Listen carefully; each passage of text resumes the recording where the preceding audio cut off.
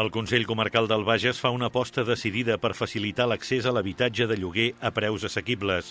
Per això disposa d'una nova borsa d'habitatge per al lloguer social del Bages.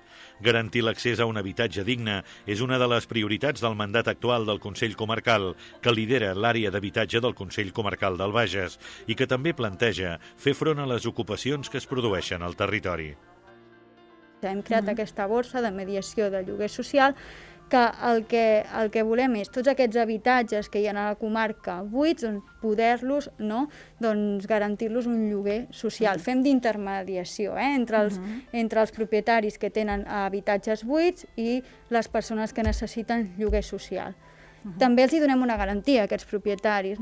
Tenen garantia, per exemple, els fem el contracte de lloguer, tenen un aval lloguer de 6 mesos o, en cas d'impagament, també tenen assistència jurídica. Per tant, és aquest aspecte que estem treballant i crec que és una aposta molt bona des del Consell Comarcal i esperem que tingui bons resultats. El Consell Comarcal del Bages calcula que al Bages hi ha 17.000 habitatges buits, dels quals 9.500 a Manresa.